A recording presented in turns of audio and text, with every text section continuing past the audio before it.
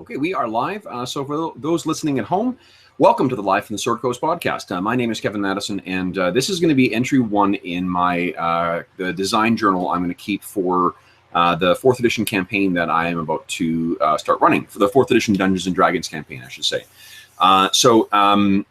If you're a regular follower of the channel, we are in the process of setting up and getting ready to run a 4th edition D&D campaign that will be kicking off in about 2 weeks' time. Last night, we just went through the character creation session, and everyone finalized their characters, put numbers to stats, and we developed kind of a backstory. We went through a very brief prologue to set up something that I wanted to set up for the campaign, which is to say an excuse for what happens to characters when their players are not present. And then today I've just been in amongst doing some housework and stuff, doing and walking the dog a bunch of times. I have been thinking about what I'm going to be doing and doing some research and prep work. So I thought I would leave a quick entry here just to talk about what I've got planned for both the campaign, both I guess story-wise in a very short scale, and some of the mechanical changes I'm making to 4th edition D&D just to accommodate the story I want to tell. Now, obviously, if you are a player of mine and you are watching this, I'm going to ask you to shut this down right now. It will be here for you after we finish the campaign, should you want to come back and revisit to see whether my plans lined up with what actually happened. But yeah, so if you're a player, stop watching now. This is not for you. This is for anyone else. So last night's session went, I think, really well. I've heard from a couple of the players so far that they were really happy with the way that the session went. We actually ended up using almost our full 4 hours to create everyone's character, create the backstory and stuff like that. And it was really good to see everyone do that. Like, to be honest, because I play online, it's rare that we ever spend a session creating characters for a campaign together. And I'm so pleased with the way that it went, and I think that I will take the time to do this in future sessions as well. In future campaigns, I will take the time to spend a session, even though that group only plays every 2 weeks. The value that came from having everyone contributing to everyone's ideas was really great. Specific examples of that are there were a bunch of people who picked power or feat combos, and for those not familiar with 4th edition D&D, this is arguably the most tactical version of the game. It bakes in the concept of characters having different roles in combat, the same way that like an MMO or like World of Warcraft might do. What it means is that if you want to run a group with each of those roles filled, you do have to have some planning in place to make sure that that's actually happening. And that's what I did in this one. We made it certain that I wanted each one of the 5 roles that I had in mind, which were leader, defender, range striker, melee striker, and controller. Someone was filling each of those roles. And we did. We got that, and everyone, I think, is really excited about their characters. And even from the outset, what I decided with this run through, I ran Dungeons and Dragons 4th edition quite a bit in the past. Like I had a span of basically the entire lifespan of the game, absent maybe about 5 months from the beginning, where I was still skeptical of what the game was going to be like, and then right at the tail end of the life cycle of the game. But there's a good basically 4 years where I ran this game as the only thing I was running at the time. So what I want to do this time is I want to incorporate some of the ideas from other games that I like, and to try and expand what's already there in the game. The 4th edition game has, I think, it's my favorite, and I think it's the most tactically deep combat system of any version of the game or any iteration of the game. And it's also just a lot of fun, both for the players and for the DM too. The players have their roles in a similar way. The monsters are assigned sort of roles as well, and they fill different requirements in an encounter. So you can have like artillery that'll be sitting back and they're going to be shooting at the players. You can have brutes who are big buckets of hit points that just hit really hard, but they're very easy to hit and they don't hit very often. You can have soldiers, which are like tactical kind of creatures who are moving shit around or doing other, neat battlefield manipulation abilities. So to be honest, as a DM, it's also tons of fun because you've got much more interesting and I don't know, just they're more clear tactical advantages you can take advantage of from your monsters. So it's a lot of fun for me to run that kind of thing too. So maybe one of the things that I stole from another game in the setup from it. Well, I was going to grab it here. Was I grabbed something from the Cypher system.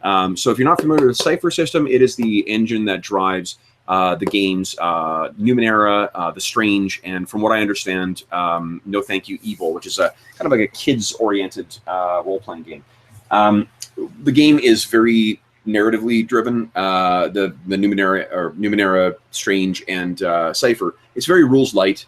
But one of the things I like about it is, and I shouldn't say, I mean, I do like the system as well. But one of the things I stole from it was in the course of character creation, what you do is you pick a connection to one of the other PCs. So if you're, say a spellcaster, you can pick that there's someone else in the group who you get the impression they want to get a look at your spell book, and you don't know why.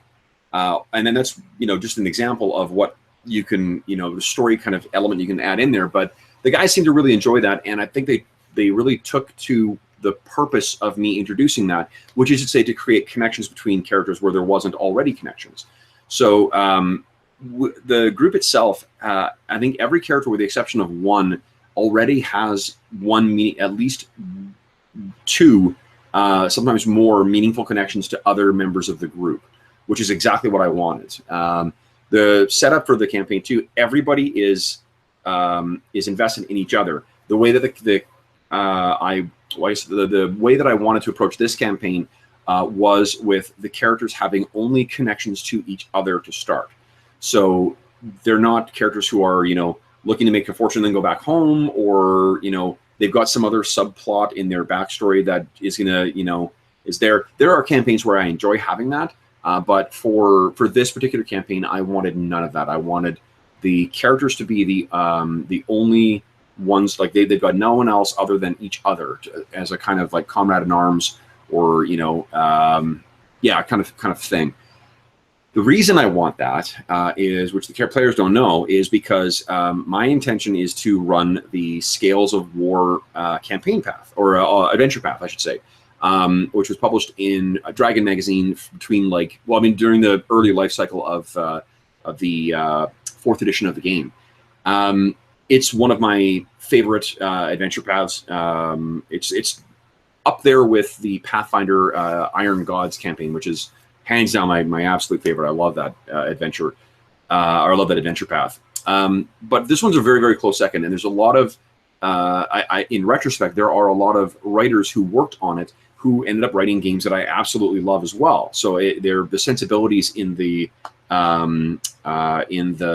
adventures are exactly the kind of thing that I end up loving. For instance, the author of one of my favorite games, Shadow of the Demon Lord, Robert J. Schwab, is the author of a good number of the adventures in it, including one of my favorites, this adventure called Siege at Borden's Rift, I believe, or Borden's Watch. I'm sorry, Siege of Borden's Watch. This is what the cover of that one looks like. And the setup for that particular adventure is that the characters are hired. There's an orc horde that's going to be hitting this city, hitting the mountain range, and then potentially trying to get through to the city.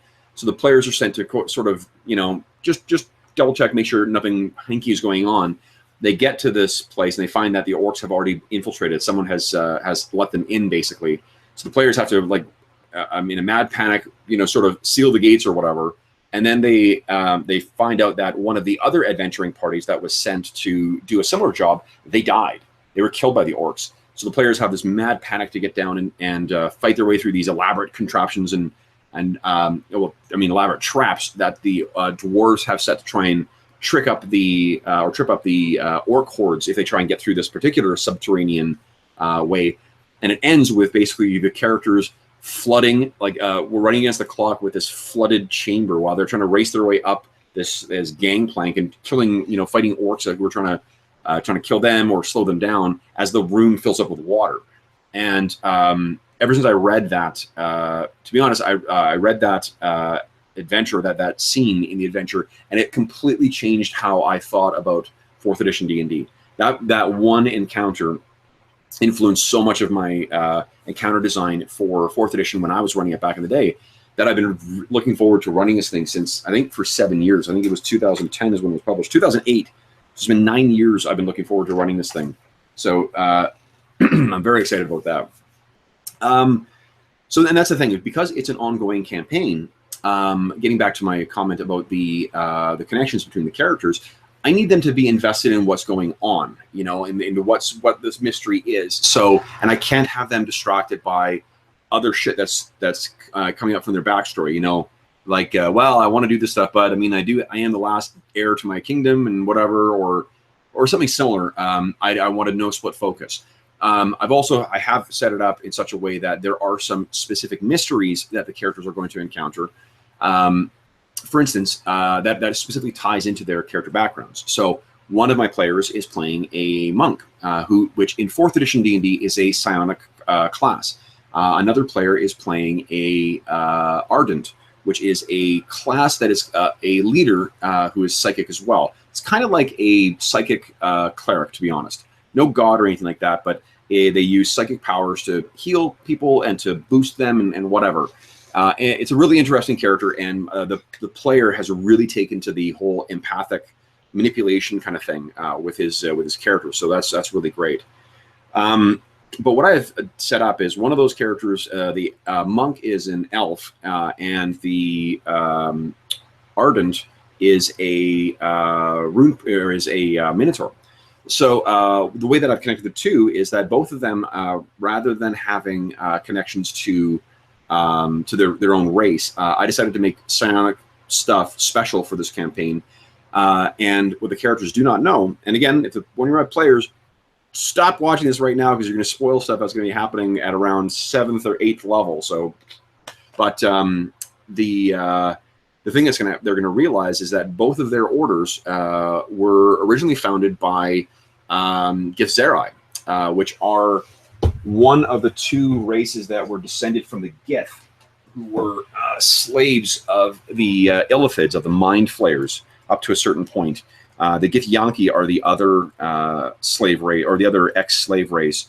And then the major difference between the two is the Githyanki ended up following sort of like arcane magic and making pacts through the kind of dragon queen Tiamat, a pact with her to have a certain control over red dragons. So they get to cruise around. They live in the astral plane, and they can cruise around on these red dragons. The Githzerai are a more contemplative and peaceful, to be honest, sub-race, and they are sort of constantly at war with the Githyanki as well. So here's some neat pictures of the Githzerai.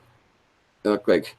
So Githzerai in this campaign, no one knows in the campaign that they're that they've come here, but basically what these orders were had 2 purposes. Is one of them, they founded these orders amongst all the different races that were populating the world at the time that they were, that they freed themselves. One, to wage war against the Illithid if they tried to manifest or tried to conquer a kingdom or whatever, or enslave a new race, a younger race. And the other purpose was to fight against the Githyanki, because the Githyanki failed to learn the lessons of being slaves. And I suppose if you go through that sort of trauma, you go in one of 2 directions. You either find slavery anathema, or you try and enslave other races, other weaker races. And that's what the Githyanki do. So they're both a Githyanki and a Illithid fighting force.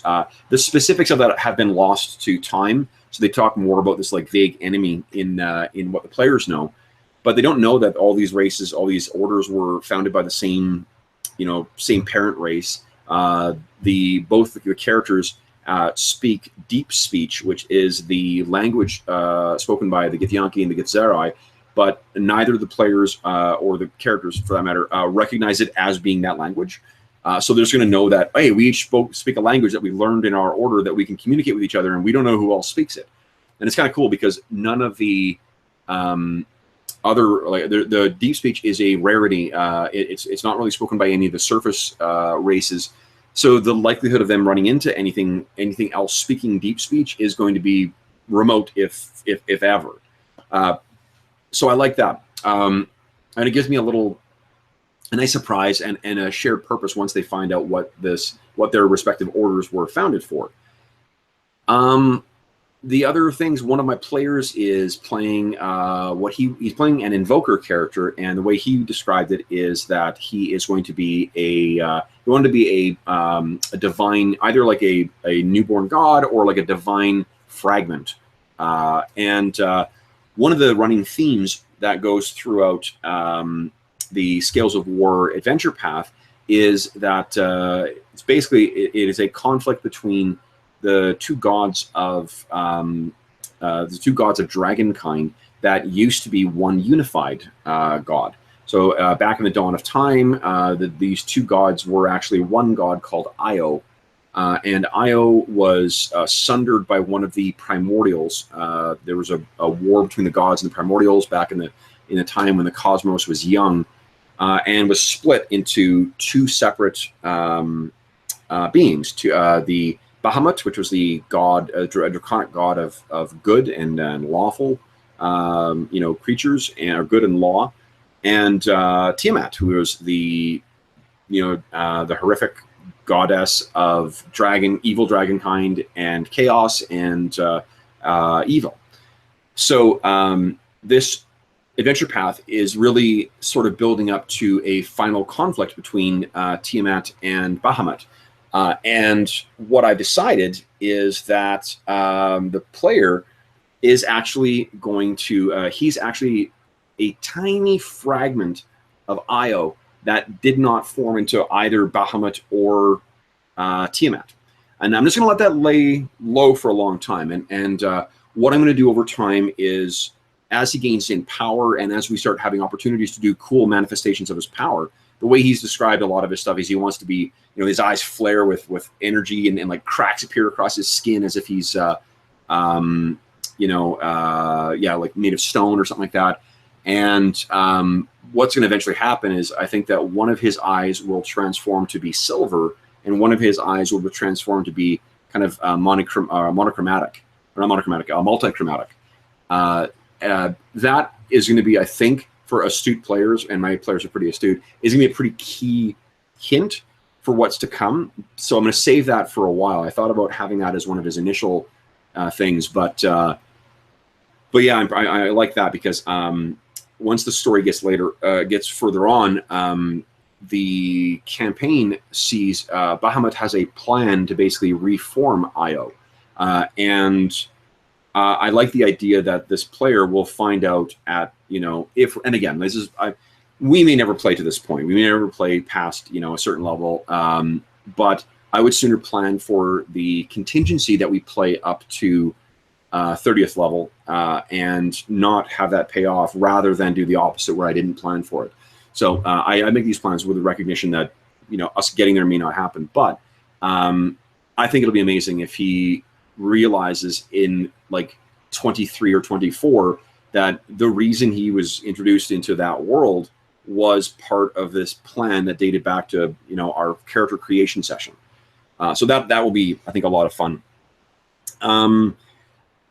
What else? So that's what's going on with the players or the characters, I should say. We've got some interesting backstory for the psychic characters, which are 2. We've got interesting background for the invoker. I have a tiefling and I have another minotaur. The tiefling is a mage pyromancer, and the barbarian is a minotaur, or the minotaur is a barbarian.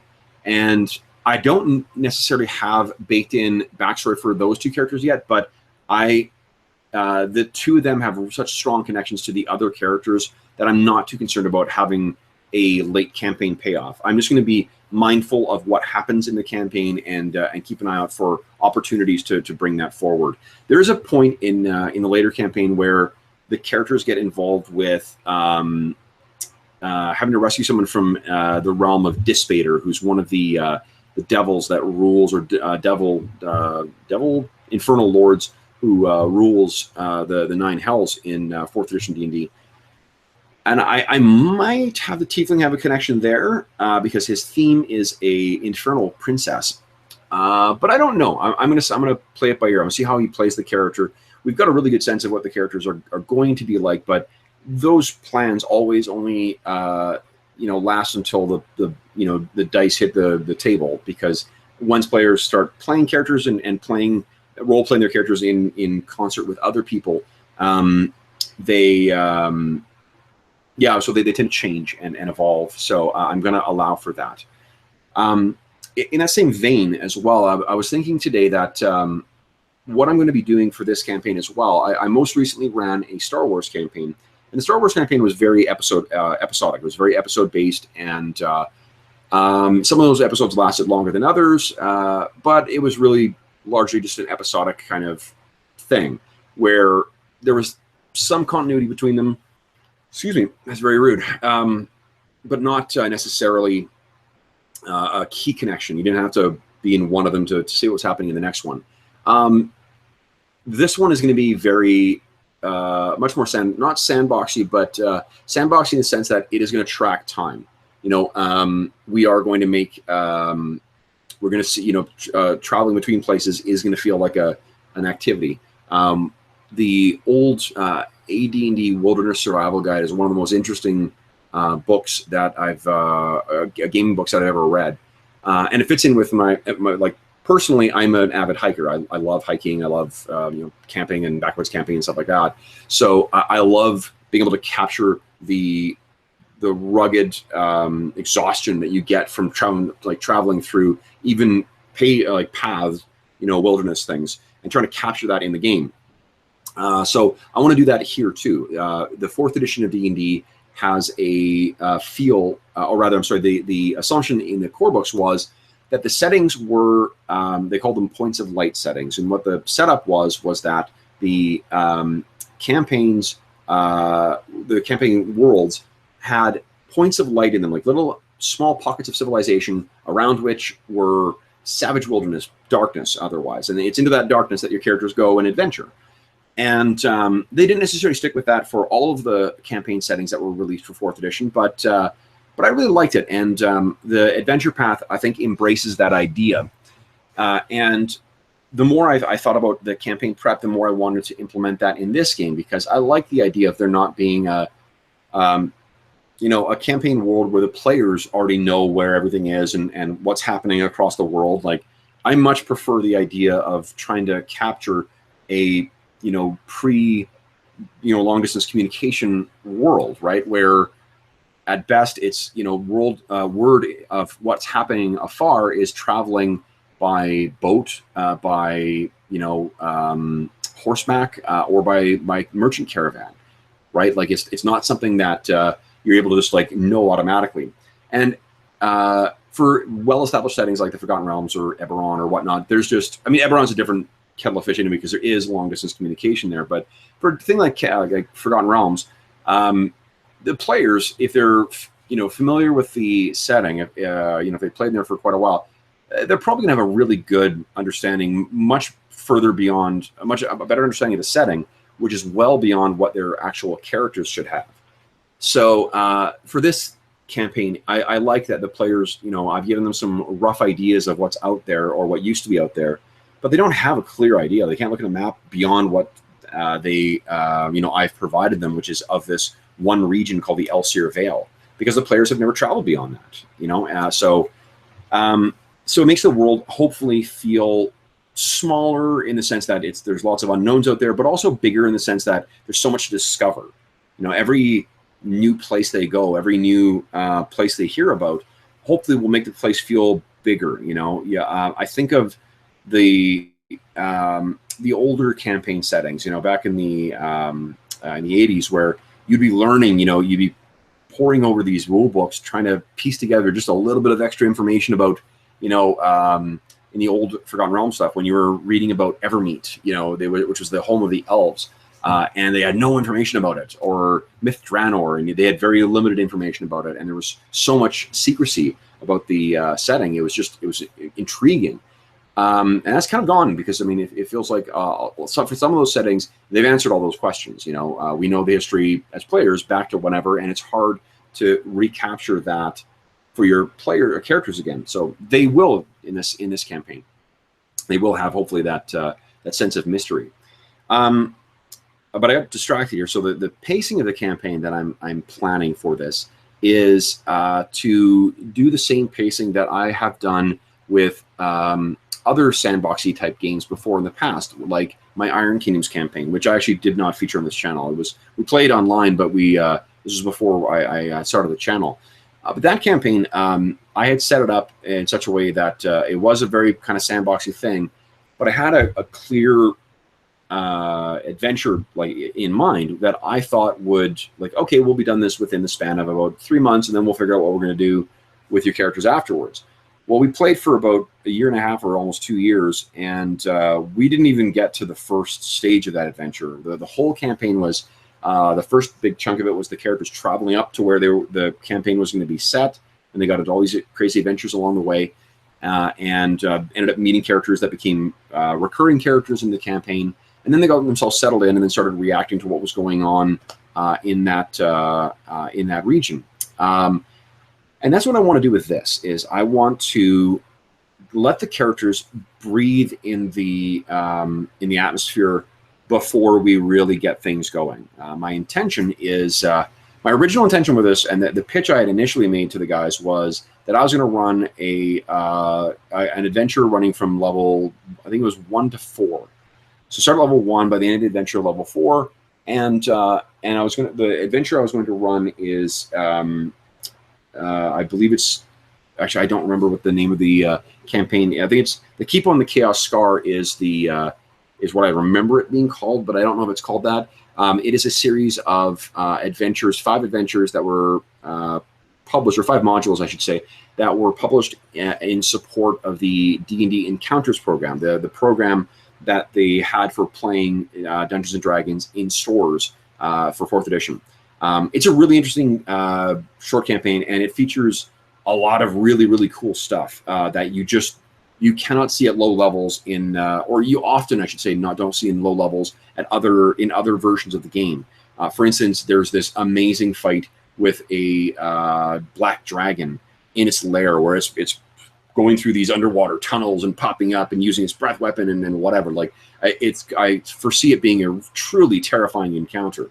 Characters also get a couple sidekicks in this, including a wormling. I think he's a copper or bronze dragon, which is great. And there's some role playing that goes on there, and honestly, the players would love having a dragon as a companion. This campaign wraps up with this really cool running siege of this keep. The keep becomes under attack, and the players get to run around and they fight this siege dinosaur at one point, and they get to use siege engines at one point as well. They fight these ongoing hordes of lizard men trying to shut down the ways that they're getting in. And then there's another fight with a dragon, and then there is a massive sort of wrap-up fight with this villainous priest of in the campaign as written, I think he's a priest of Zahir, which is a snake god. But I'm reskinning it to be Tiamat, because Tiamat plays such a heavy features so heavily in this campaign path, or adventure path, I should say. So yeah, it's a really great adventure, but I really wanted to run Scales of War. I really wanted to at least start off that way, because if the players end up enjoying their characters, which I'm hoping, and enjoy playing the campaign, I want to be able to have that plan in place. So what initially was a plan to run just that one series of adventures is now going to be the Scales of War mixed with that. So the plan right now is next session I will be using to do a little more role-playing in the town where they're in right now, which is a town called Overlook. And when Borens Watch, or the Siege of Borens Watch, is the second adventure in the Scales of War adventure path. The first one is Rescue at Rivenroar. The second one requires the characters to come back, or they come back to Overlook as hirelings. Like there's a papers put out or whatever, or a call that goes out for adventurers to come or mercenaries to come and help Overlook in defense against these orcs. And rather than just having it be a, we're following it's a job, so we'll go in, I wanted the characters to have a meaningful connection to the place. So we made sure we established some connections in our character creation session. We're going to start off there with them role-playing, and then we're going to launch into a travel thing. Now, one of the things that is not a problem, well, I mean, I guess it's a problem. With 4th edition D&D is that the way that the mechanics work as written is you have, broadly speaking, 3 types of different abilities. You have abilities that are at wills, that can be used as much as you want. You have encounter abilities that you need to take a 5-minute rest, and then you'll get a chance to use those again. And you have your daily abilities, which can only be used once per day. And you have to complete I think it's between 6 and 8 hour rest before you can use them again. So the trouble is that if you're running like an overland travel scene, and you want to do random encounters on the road the way you do in like every other version of D&D, you either have to design those encounters to be so incredibly difficult that the players have to exhaust their daily abilities, or you just have to accept that they're going to roll over them because they're probably going to use their dailies because they know they can take another rest. So before I came to the solution that I will be using, I had come across some ideas. I think James Wyatt, who is one of the designers who worked on 3rd edition, he wrote the Oriental Adventures handbook for 3rd or 3.5. I think it was 3rd it came out for, but he also worked on the 4th edition game, and I believe he worked on 5th edition as well. I'm not sure if he was a staffer, because I think he was invited to leave at one point before that. But in any event, James White had a series or an idea of how to modify that, which was to say that you could, when you were traveling in overland travel, you only got a long rest when you were in a safe place. So if you were traveling between cities, you couldn't get a long rest. You couldn't recharge those dailies. So it made it a more dangerous opportunity, or a dangerous exercise. And I like that, but that idea came to me before I was around the time when I was just winding up my my first sort of big chunk of running 4th edition D&D. So I sort of left that aside, and I had been in the time between them. I came across a game called One Ring, which is, here we go. So this is One Ring. One Ring is published by a French publisher called Cubicle 7. And it is the most recent effort to try and create a Lord of the Rings role-playing game. And the game does an amazing job of capturing that. A lot of the feel of Tolkien's works. I'm not going to go into detail about that, but the thing that's important for the purpose of today's discussion is that they had some really amazing, interesting travel rules in this. They made it so that journeys feel like an actual story, or like an actual part of the adventure. And those rules were adapted for this. This is Cubicle 7's, basically it's a version of One Ring that uses 5th edition D&D to drive it. Now, to my benefit, now I'd read these before, and I've used them once, but in the past when I ran... using 5th edition D&D, I ran the Iron Gods, or started running the Iron Gods adventure path, the Pathfinder one. I loved it. It was great. It gave some really great improv opportunities for me. It made adventures, or the travel, a little bit unpredictable, and it gave specific purpose to what people were doing while they were traveling. So each party, you sort of pick a different person to fill a different role, like a guide or a scout, or a hunter, or I don't remember the last one is offhand, but anyway, there's different roles, and then as you travel, events will happen, and that will trigger then a roll, a dice roll for, or a skill check, I should say, for one of those rolls. And then depending on how that roll goes, that dictates what you've encountered on the road. And there are rules also for, when you're going on when you're setting out on the journey, when you arrive at the journey too. And I really like it. Like, they're really great rules. And when I went back to them this morning to see how much work it was going to take me to adapt it to 4th edition, I was very, very pleased to see that basically the only thing that I need to adapt to fit for 4th edition D&D is to change the skills that are used for making the checks that the different guides and whatever else are making, and to change the difficulty class, which is the easiest thing in the world with 4th edition, because difficulty classes are set to your level. So I can look at my DM screen and see what a easy, moderate, hard difficulty challenge is, and just adapt it from there. So it's going to be super easy to adapt this, and I'm really excited about that. And so there's 2 other things that I'm going to use for these rules, or that I'm going to use these rules for with a slight modification. One of the modifications is that I am going to steal James Wyatt's idea and say that while you are on a journey, you cannot complete a long rest unless you try and unless you're trying to find a specific place where you can actually complete a long rest in a comfortable circumstance. Camping on the road, staying in a roadside inn, stuff like that, that is not going to count. But when you reach a moderate-sized settlement, then you can complete. That's the end of your journey, and when you arrive there, then you'll be able to complete your long rest. What I think that will do is it will make the journey feel like a bit of a mini game, in the sense that it's going to be, the players will have to manage their resources while they're traveling in the same way that they manage their resources in a normal gaming day. That will also capture, I think, the exhaustion that will be felt. This is not, travel in this day and age is an exhausting ordeal. Once a year, I make a pilgrimage back to my hometown, which is about a 12-hour drive away. And it's tiring. I mean, that's just me sitting, listening to the radio and driving for 12 hours, but it's exhausting.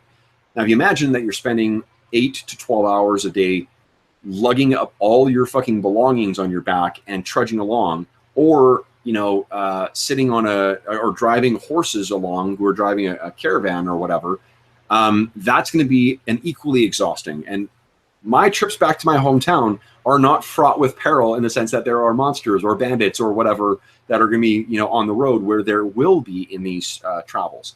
I'm also not affected by inclement weather, except for in the most extreme cases, but the players are in these campaigns, and I really want to capture that stuff. I happen to live in a city that is the foothills of the Canadian mountains, or Canadian Rocky Mountains. So I'm very familiar with what mountain weather is like. I lived in the mountains for almost a year working in a resort, and got to see what life was like with the seasons. And I'm very much looking forward to try to capture some of that in the campaign as well, where you're snowed in and you can't get through. You were making your way along through the path, but inclement weather came in and that pass is snowed over.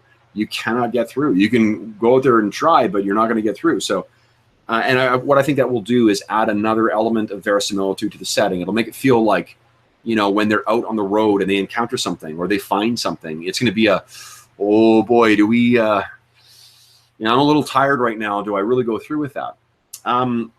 Another thing I'm going to steal as well, that's referenced in the Middle Earth rules, or Adventures in Middle Earth rules, is the fatigue rules out of 5th edition D&D.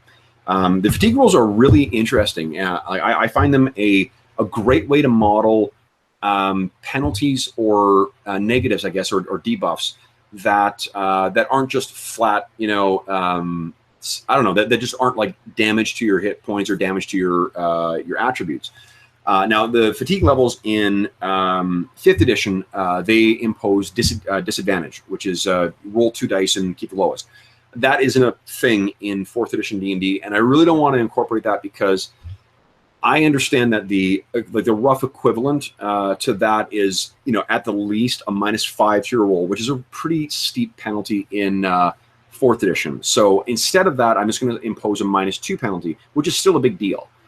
If you're not familiar with 4th edition, one of the ways that it differs from the other versions of D&D is that difficulties are largely kept at parity as you go up levels. So even though you've got, if you're fighting, and this is against things of equal level. So if you are a 1st level thing dealing with a moderate 1st level challenge, that will be the same level of difficulty and same chance of success as a 27th level character going against a moderate level difficulty. I mean, there may be other factors that are changing there with feats and whatever else, or magic items, but broadly speaking, that's what the intention of the game is that it's easy to keep things at parity. So with that in mind, a -2 does become a big penalty because you're sort of rolling against the same rough chances. But otherwise, I'm going to be using the fatigue rules as written, and I think that that'll be great because the fatigue, it takes a while to get away from that, you know. So let's say that the players arrive in, you know, after a 16-day journey. One of the first journeys they're going to take is a 240-mile journey that takes them through the mountains. And the mountains means they're slowing down quite a bit. So it is going to be about 18 days from when they set out from Overlook until they actually arrive in the first sort of settlement along the way. And which I can't remember, it's called Darren's Ferry, something's Ferry.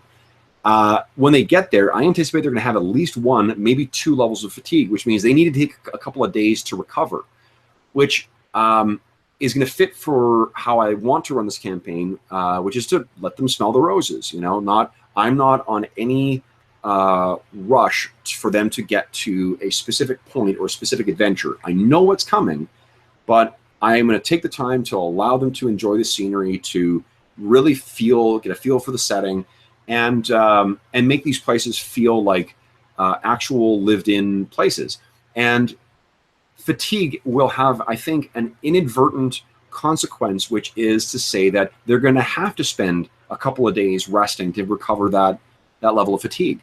You don't get all your fatigue back. If I remember correctly, I may be getting this wrong, but if I remember correctly, each level of fatigue needs at least 1 full day's rest to recover it back.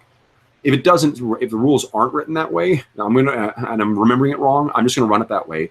But that means if they show up, you know, dog tired, 3 levels of fatigue, they're going to have to spend at least 3 days in that town before they start setting out for the next journey, which gives 3 days of interesting role-playing opportunities of them going around the city, you know, and I love that. Instead of having them just have to, you know, buy supplies or force role-playing opportunities on them, or just have, you know, stuff happen in the tavern, they've got reasons to stay there for a while, and I like that a lot.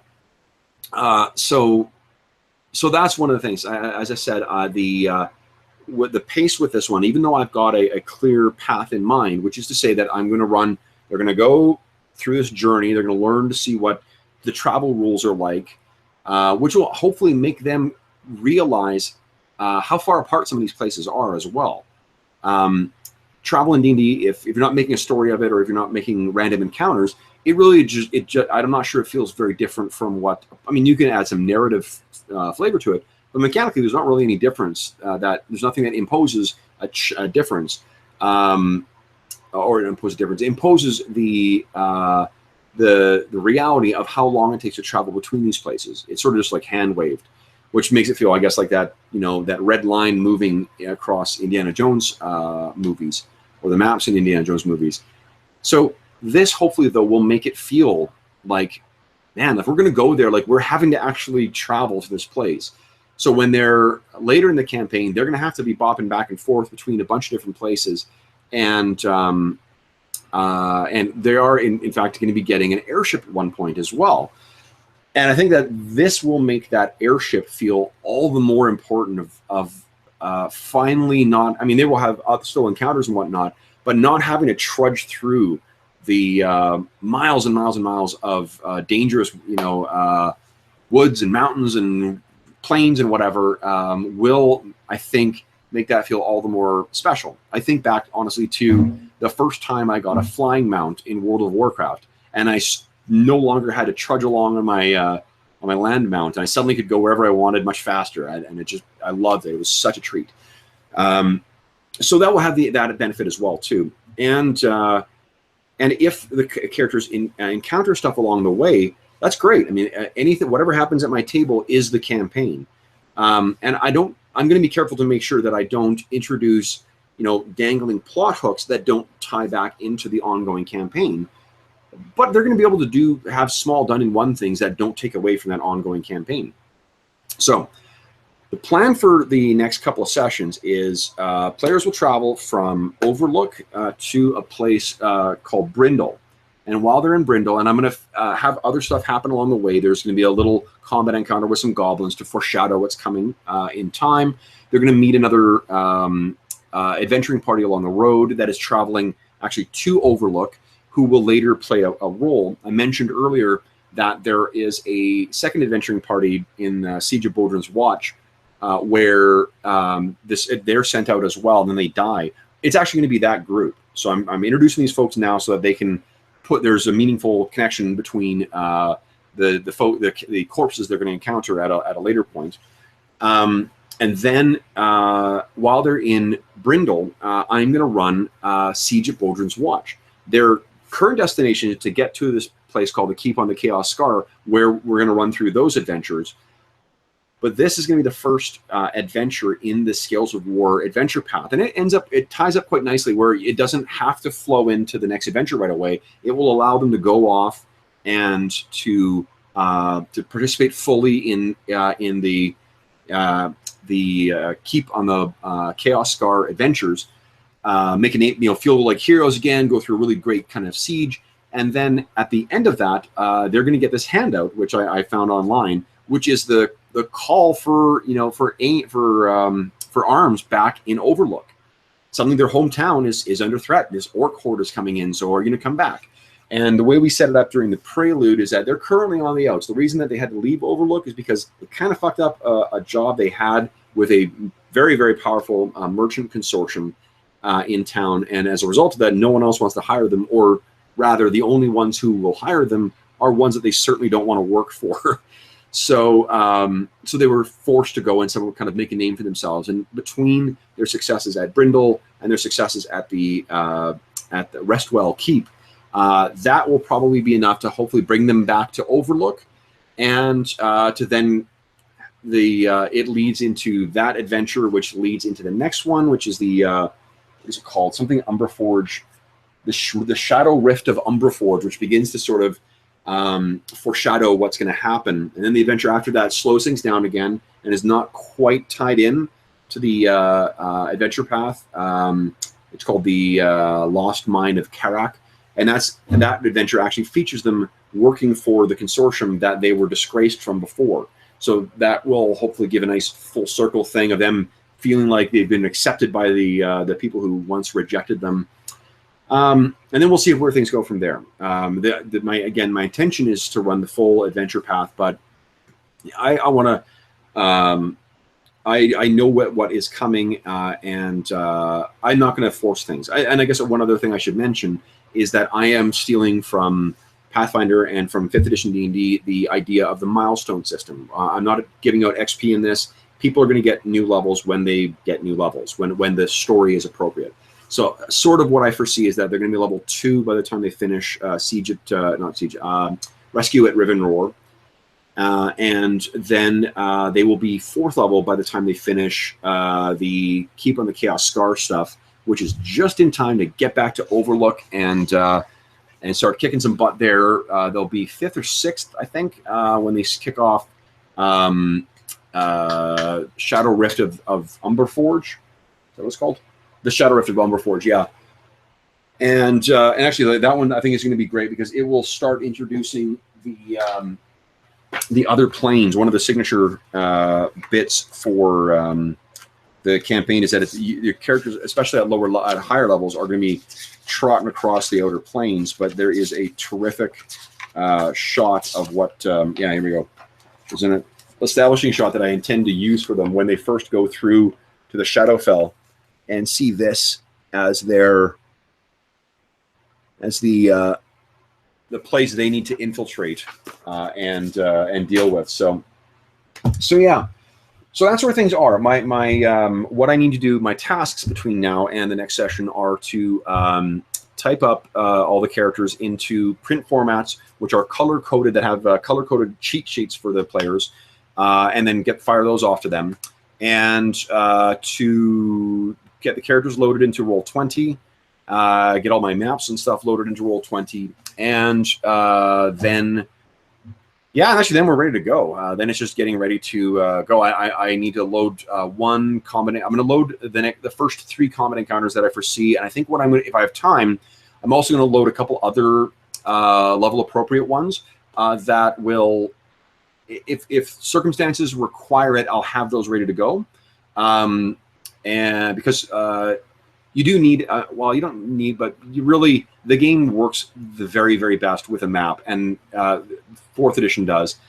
So I want to have those battle mats ready in the event I need them. But to be honest, I don't foresee there being, from the way that I see the first couple of first places they're going, I don't foresee there being fights. So I'm not super concerned. And my players are not the type to pick fights for no damn reason. You know, they're not troublemakers. They're not. Let me rephrase that. They're not intentional troublemakers. So, but anyway, so that is my plan. The next entry in this journal series will be after our next adventure, I think, or unless something interesting comes up in the meantime that I thought I might share. Otherwise, I will post my next journal entry after the first session. I will let you know how things went, and I will let you know what things I've learned from that, how that's modifying my plans, and how it's fitting into the to the campaign as a whole. So anyway, this, as I said, this is the first of a series of entries. So I look forward to sharing the campaign with you folks as it unfolds. If you have any comments, questions, concerns, or suggestions for ways that I could modify this, please don't hesitate to drop me a line. My intention is once this first chunk of work is done, I will be writing up the 4th edition travel rules that I'll be using, and I'll post those on my blog so that if you're interested in seeing what they are or using them for your own campaign, you can feel free to do that. Otherwise, thanks for watching, and I will see you again in about 2 weeks' time. So, again.